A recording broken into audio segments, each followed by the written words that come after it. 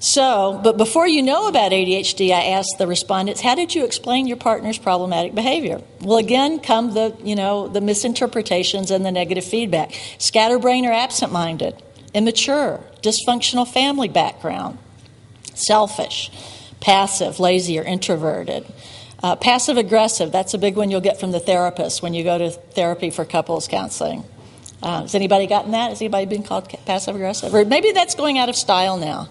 I don't know. Maybe they've moved past it. I've noticed in the last few years, therapists are getting a lot better about recognizing ADHD. And so then I also ask them, well, yes, we know they're about these problems, but how significant are they? Organization was the big thing. Now, how many people in the public do you think would have guessed that organization is the big problem? And that means organizing yourself around the house, whether you're a woman with ADHD or a man. How well organized is your home? How organized are you when you're ready to go to work in the morning? How organized are you at work? How organized are you over time in reaching your goals? Are you taking each step, or are you just kind of responding to whatever stimuli crosses your path? Starting and finishing tasks. We've talked a bit about some guys with ADD in particular seem to like home fix-it projects. You know, you see that sledgehammer, you see that wall, and they got to meet, because you want to make a bigger room. But does it always get finished? Well, not always. One guy in the last group insisted that he liked groutless tile. And what did I have against it? He was kidding.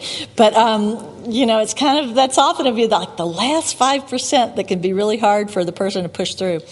Listening skills, focusing on what the person's saying while they're saying it and not listening to all those 20 other channels in your head. Mood and temper, that's another one that most people don't get. And that's why I think a lot of people get misdiagnosed with bipolar, because some of the irritability and anger issues. Sleep can be really tough for people with ADD. This is a big topic in my adult ADD group. We talk about sleep a lot. And actually, some people sleep much better on stimulants.